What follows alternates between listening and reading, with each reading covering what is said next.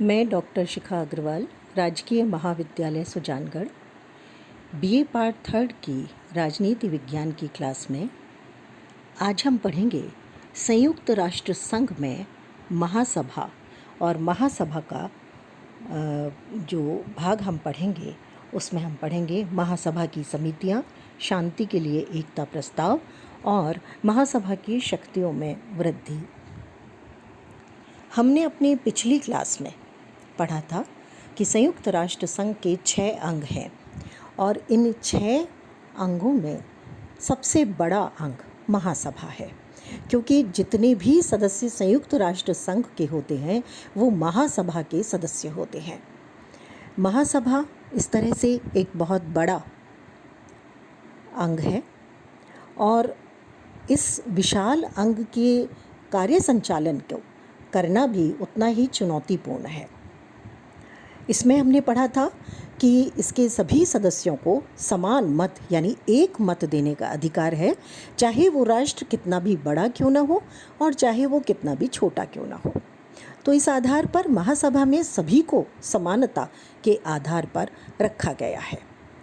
आज हम पढ़ेंगे महासभा की जो मुख्य समितियां हैं उसके बारे में। महासभा अपना कार्य संचालन जिन 6 समितियों के माध्यम से, 6 ये मुख्य समितियां हैं जिनके माध्यम से करती है, उसमें सबसे पहली समिति है निशस्त्रीकरण एवं अंतर्राष्ट्रीय सुरक्षा समिति, आर्थिक और वित्त समिति। तीसरी है सामाजिक, मानवीय एवं सांस्कृतिक समिति। चौथी है विशेष राजनीतिक और औपनिवेशिक स्वाधीनता समिति। 5वीं है प्रशासनिक एवं बजट समिति। 6ठी है कानूनी समिति। तो इस तरह से जो ये समितियां हैं ये महासभा के विभिन्न कार्यों को पूरा करती हैं। महासभा की बैठक न्यूयॉर्क में होती है। जैसा कि हमने अपनी पिछली क्लास में भी पढ़ा था कि महासभा एक बड़ा सदन है और दूसरा सदन जो बहुत महत्वपूर्ण है वो है सुरक्षा परिषद, जिसमें 5 स्थायी सदस्य होते हैं और उनके पास में वीटो पावर होती है। लेकिन बार बार वीटो पावर के दुरुपयोग से शांति के लिए निर्णय लेने में बहुत परेशानी होने लगी थी और इसीलिए संयुक्त राष्ट्र संघ की महासभा में शांति के लिए एकता प्रस्ताव लाया गया। शांति के लिए एकता प्रस्ताव 3 नवंबर 1950 को स्वीकार किया गया। विश्व शांति और सुरक्षा स्थापित करने के लिए ये जो प्रस्ताव है ये बहुत महत्वपूर्ण था। उन दिनों क्योंकि शीत युद्ध चल रहा था, विभिन्न कारणों से सोवियत संघ उन दिनों सुरक्षा परिषद की कार्यवाही का लगातार बहिष्कार कर रहा था और इसलिए निर्णय होना बहुत आसान नहीं था। 1 अगस्त 1950 को उसने फिर से परिषद की कार्यवाही में भाग लेना प्रारंभ किया। पश्चिमी देशों को या पश्चिमी शक्तियों को ये डर हो गया था कि उत्तरी कोरिया द्वारा जो आक्रमण किए जा रहे हैं उनको सोवियत संघ के वीटो के कारण सुरक्षा परिषद में नहीं रोका जा सकेगा। अमेरिका ने अवसर पाते ही महासभा को शांति और सुरक्षा स्थापित कर सकने की शक्ति दिलाने का प्रयास किया। सोवियत संघ ने अमेरिका के इस प्रयास को बहुमत का दुरुपयोग बताया। इस प्रस्ताव के फलस्वरूप महासभा को सामूहिक कार्यवाही करने और सेना का उपयोग करने की सिफारिश का अधिकार मिल गया। तो इस तरह से ये एक बहुत महत्वपूर्ण प्रस्ताव है जिसके माध्यम से महासभा शक्तियों का उपयोग कर सकती है।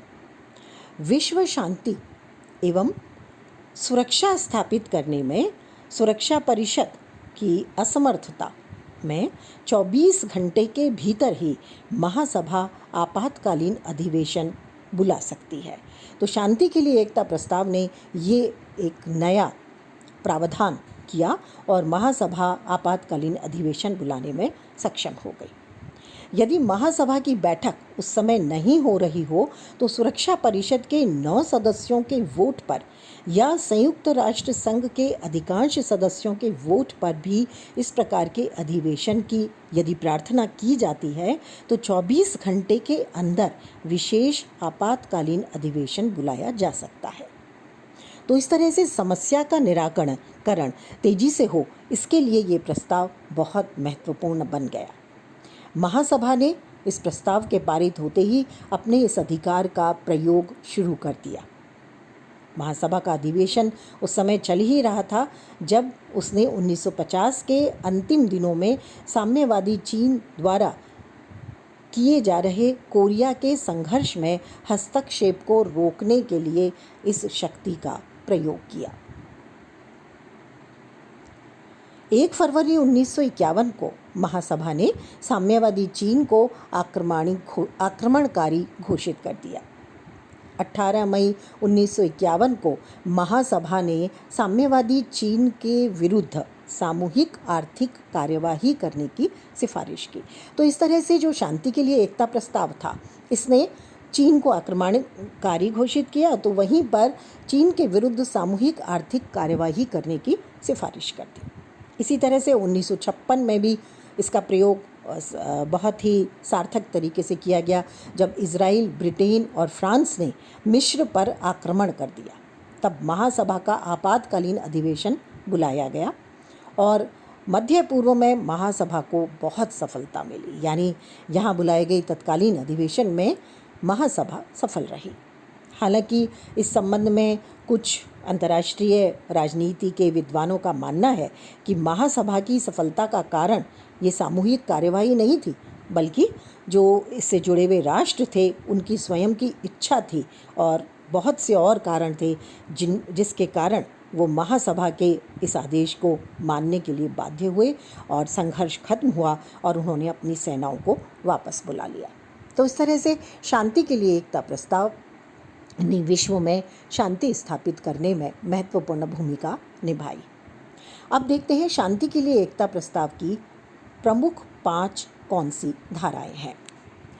सबसे पहली धारा है सुरक्षा परिषद के किन्हीं 9 सदस्यों के मत या 24 घंटे की अल्प सूचना पर महासभा का आपातकालीन विशेष अधिवेशन बुलाया जाना। दूसरा प्रस्ताव है स्थायी सदस्यों सहित एक 14 सदस्यीय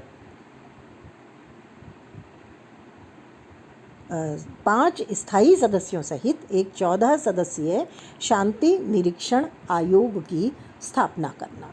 इस जो ये 5 सदस्यीय स्थायी सदस्यों का 14 सदस्यीय निरीक्षण आयोग है, इसका कार्य अंतर्राष्ट्रीय तनाव यदि है तो उसमें शांति और सुरक्षा को खतरा उत्पन्न करने वाली स्थितियों का निरीक्षण करना, उनकी रिपोर्ट तैयार करना, जिसके माध्यम से क्या शांति के उपाय किए जा सकते हैं, इस पर विचार किया जा सकता है। तीसरा आता है प्रस्ताव ने एक 14 सदस्यीय सामूहिक समिति की स्थापना की घोषणा की। इसका संबंध अंतर्राष्ट्रीय शांति और सुरक्षा को सुदृढ़ करने वाले उपायों का अध्ययन करना था। चौथा है प्रस्ताव में सिफारिश की गई कि संयुक्त राष्ट्र के उद्देश्यों के लिए सदस्य अपनी राष्ट्रीय सशस्त्र सेनाओं की टुकड़ियों को प्रशिक्षित, संगठित एवं सुसज्जित करें। यानी जो इसके सदस्य राष्ट्र हैं महासभा के, वे अपनी सेनाओं को प्रशिक्षित और संगठित रखेंगे ताकि जब भी आवश्यकता पड़े उनका उपयोग किया जा सके। और 5वीं महत्वपूर्ण बात जो इसमें है वो है प्रस्ताव में सदस्य राष्ट्रों से सिफारिश की गई कि वे संयुक्त राष्ट्र के प्रति अपनी निष्ठा को दोहराएं। आर्थिक स्थिरता और सामाजिक प्रगति के लिए भी इसमें आग्रह किया गया। यानी इसके सदस्य निश्चित रूप से संयुक्त राष्ट्र संघ के प्रति निष्ठा रखेंगे, यानी युद्ध नहीं करेंगे, युद्ध की संभावनाओं को टालेंगे, किसी भी राष्ट्र के आंतरिक मामलों में हस्तक्षेप नहीं करेंगे, एक दूसरे की संप्रभुता का सम्मान करेंगे और विश्व शांति बनाए रखने में अपना सहयोग देंगे और इसके साथ साथ आर्थिक, सामाजिक, सांस्कृतिक क्षेत्रों में भी सहयोग करते हुए विकास और प्रगति को महत्व देंगे। ये जो प्रस्ताव था, इसका उद्देश्य जो रखा गया मुख्य रूप से पहला है, महासभा को किसी महाशक्ति के विरुद्ध युद्ध संचालित करने के लिए सशक्त बनाना नहीं था, बल्कि इसका उद्देश्य था छोटे संघर्षों को रोकना, जिसमें सामान्य तौर पर कोई भी महाशक्ति खुले रूप में भाग नहीं लेती। दूसरा है, इसके माध्यम से आक्रमणकारी के सामने ये भी प्रदर्शन करना कि संयुक्त राष्ट्र संघ एक सक्रिय क्रियाशील अंतर्राष्ट्रीय निकाय है। तीसरा उद्देश्य है, जहां सामूहिक कार्यवाही संभव नहीं हो वहां प्रभावी तरीके से राजनीतिक दबाव डालना, जिससे आक्रमण या हस्तक्षेप का प्रतिरोध किया जा सके। चौथा उद्देश्य है वीटो का दुरुपयोग कम करना, जिससे संयुक्त राष्ट्र संघ का जो महत्वपूर्ण अंग है सुरक्षा परिषद, जिसमें 5 सदस्यों के पास में वीटो पावर है और बार बार वो एक दूसरे के विरुद्ध वीटो का प्रयोग करते हैं, उसको कम किया जा सके और शांति के लिए एकता प्रस्ताव के माध्यम से कार्यवाही की जा सके। तो इस तरह से चाहे शांति के लिए एकता प्रस्ताव के पक्ष और विपक्ष में कितने ही तर्क दें, लेकिन इसका जो उद्देश्य है, सिद्धांत है, वो निश्चित रूप से न्याय संगत है और विश्व में शांति बनाने वाला है। महासभा की एक और असेंबली है, छोटी असेंबली जिसे कहा जाता है। 1947 में सुरक्षा परिषद में स्थायी सदस्यों के विरोध और वीटो के कारण बहुत बार गतिरोध उत्पन्न हुआ और सुरक्षा परिषद से युद्ध और आक्रमणों की आशंकाओं से डरा हुआ विश्व सुरक्षा पाने या शांति बनाए रखने की जो संभावनाएं थीं वो पूरी तरह से प्राप्त नहीं की जा रही थी। यह असंभव लग रहा था कि शांति हो सकेगी इन सब कारणों से। इस नई परिस्थिति का सामना करने के लिए महासभा ने 13 नवंबर 1947 को एक अंतरिम समिति नाम का एक सहायक अंग बनाया। इसे ही छोटी असेंबली कहा जाता है। ये महासभा से बहुत छोटी है, उसका 5वां हिस्सा है और ये सदा अधिवेशन में रहती है, स्थायी संस्था है।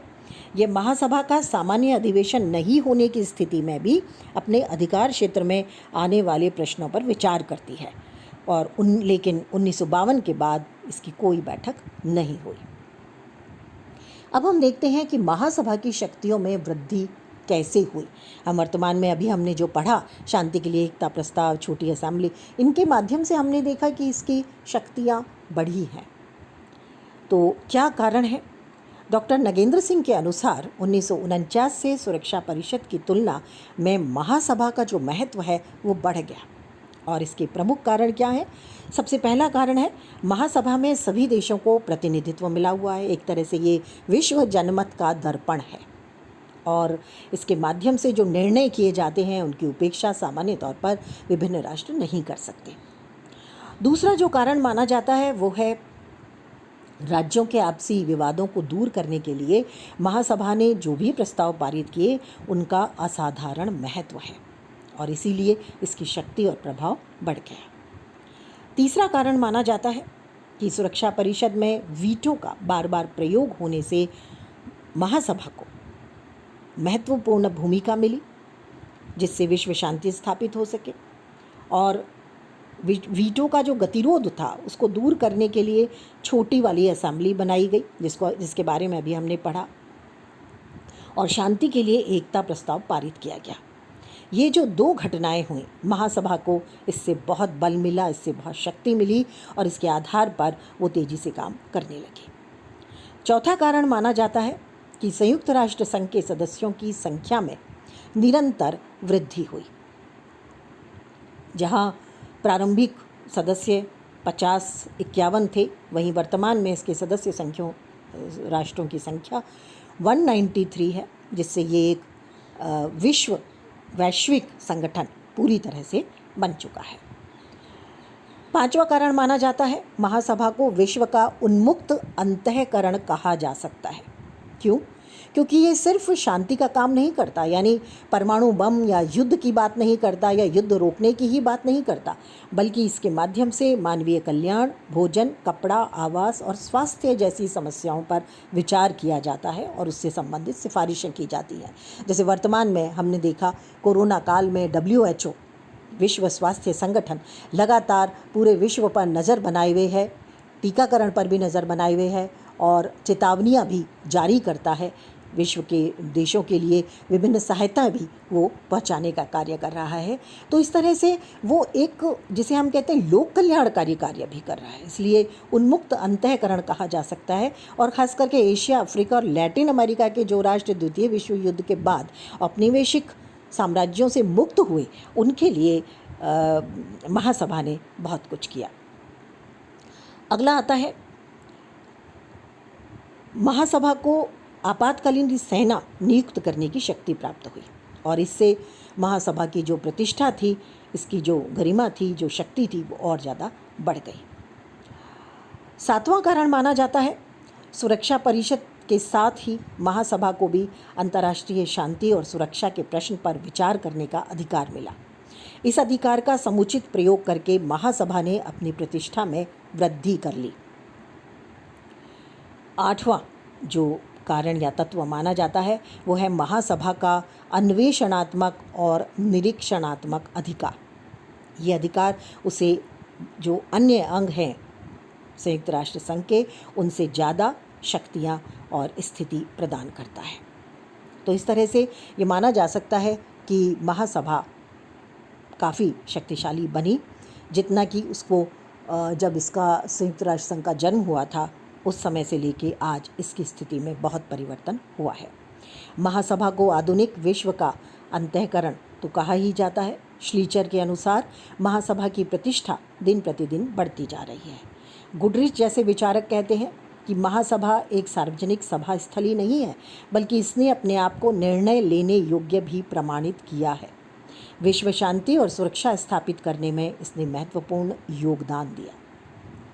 तो वहीं पर हम अगर अंतर्राष्ट्रीय राजनीति के महत्वपूर्ण विद्वान स्टार्क को देखें, तो वो कहते हैं कि ये बात उल्लेखनीय है कि महासभा ने अंतर्राष्ट्रीय शांति और सुरक्षा संबंधी प्रश्नों के समाधान प्रमुख रूप से उसमें भाग लिया। इसने संयुक्त राष्ट्र संघ के समक्ष लाए गए प्रश्नों पर विचार किया और विभिन्न देशों के संबंध में कार्यवाही भी की।